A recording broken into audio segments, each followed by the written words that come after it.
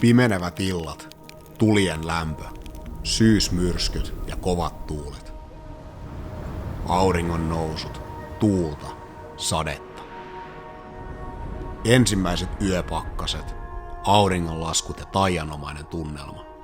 Sitä seuraavat tyynet ja aurinkoiset päivät.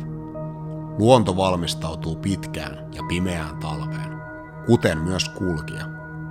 Värien loisto ja muutos. Sen lyhyen ohikiitämän hetken me saadaan nauttia syksystä, vaeltajan vuodenajasta.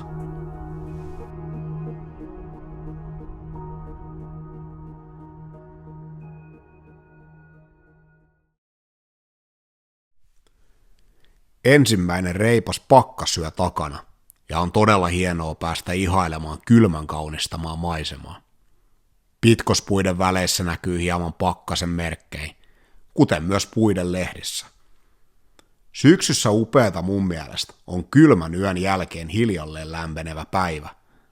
Aamulla tulee monesti lähdettyä lämmin takki päällä vaeltamaan. Päivän mittaan sen voi kuitenkin laittaa takaisin reppuun ja nauttia miellyttävistä lämmöistä kävellä. Varjopaikoissa näkee monesti vielä pitkälle päivään jäisiäkin kohtia. Talven tuntuu ilmassa, kuitenkin syksyn värien ympäröimänä.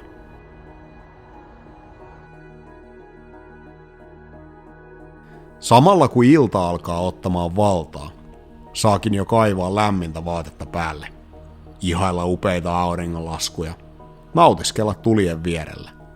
Jälleen yksi päivä takana, kokemusta rikkaampana, luonnossa on hyvä kulkijan olla.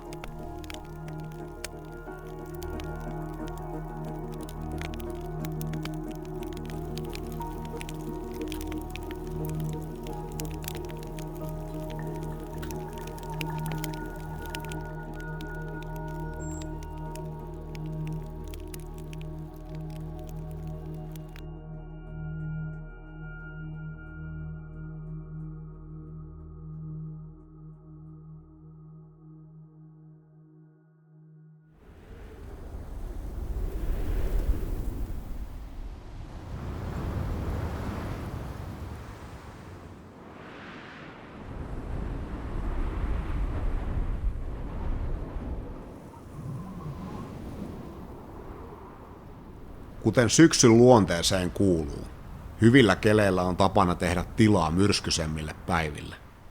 Myräkät nousee ja laskee. Vaeltajankin kannattaa pysytellä metsän suojissa. Aika kuluu tarpin alla, sateelta suojassa, luontoa ihaillen, jos sille vaan antaa mahdollisuuden. Kuuma juoma ja kiireetön asenne pitää retkeilijä kuin retkeilijän tyytyväisenä. Vanha viisaus on, että hyvät kelit ei ole koskaan tehnyt yhtäkään taitavaa retkeilijää. Siinä taitaa olla totuuden perää. Sade ja myrskyinen keli opettaa kulkijan ennakoimaan. Haaste, joka kannattaa ottaa vastaan. Majoitteen pystytys, kuivien puiden hankinta, aamuun valmistautuminen. Kaikki ovat pääosassa sateen yllättäessä. Sateen väistyessä jäljelle jää luonto, joka etsii vertaistaan. Tunnelmallinen, hieman tumman puhuva, metsä, raikas ilma, hiljaisuus.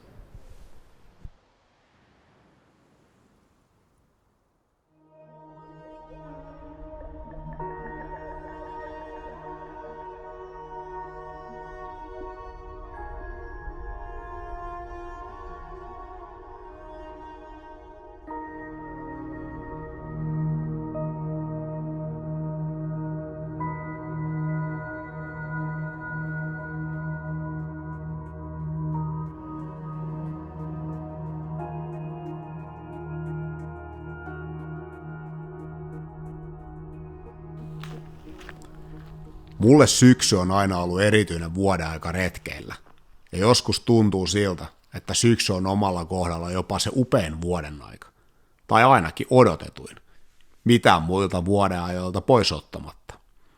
Tuntuu, että vuosi toisensa jälkeen ne isoimmat reissut, vaellukset, osuvat joka kerta syksyn ajalle. Aina tällaisten tuulisten päivien jälkeen syksy muuttuu liian nopeasti alkutalveksi. Lehdet häviää puista.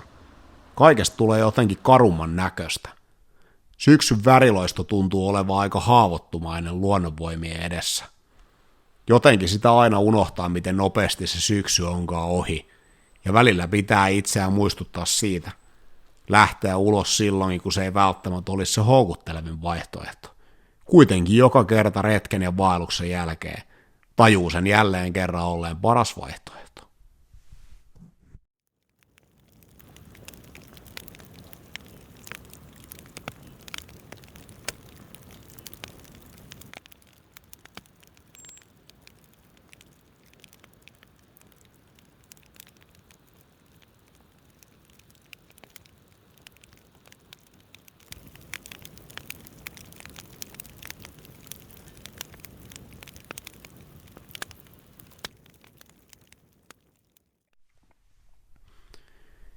Niin se vaan alkaa sateiden rintama ottamaan yliotetta. Syksyn upeista päivistä. Metsän muuttuessa tummanpuhuvaksi. Pudonneet lehdet koristaa polkuja, metsiä ja järven rantoja. Hiljalleen väritkin alkaa haalistumaan. Selkeitä merkkejä lähestyvästä talvesta.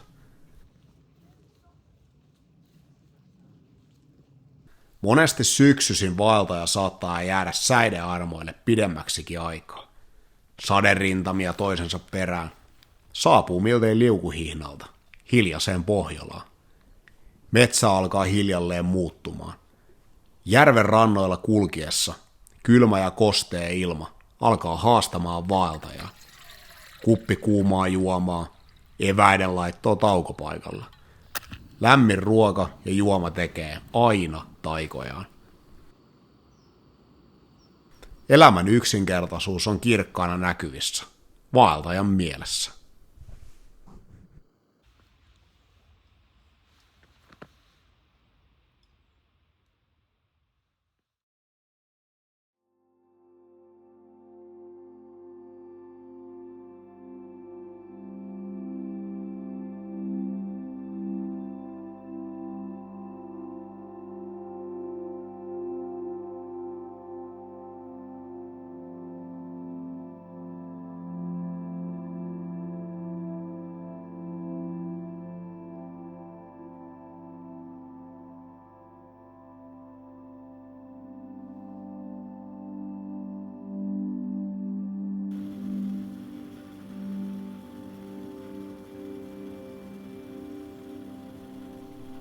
Välillä kesken syyssateiden luonto päättää yllättää ja heittää väliin yhden hieman erilaisen päivän.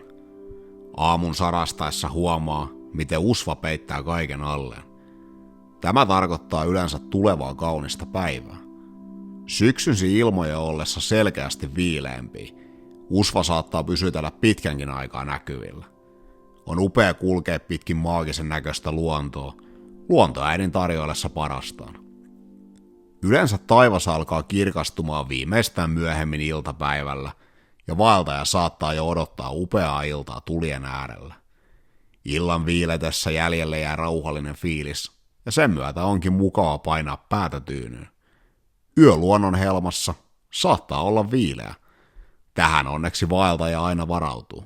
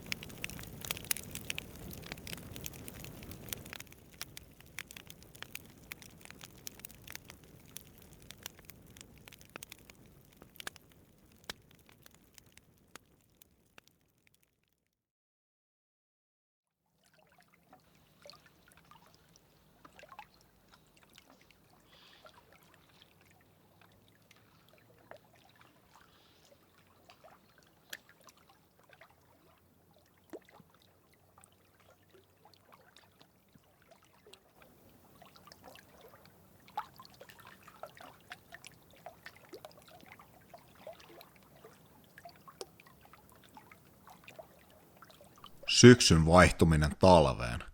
Miten nopeasti pimeys ottaa valtaa.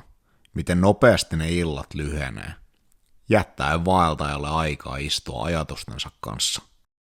Tulilla, tarpin alla, teltassa, kamiinan lämmössä.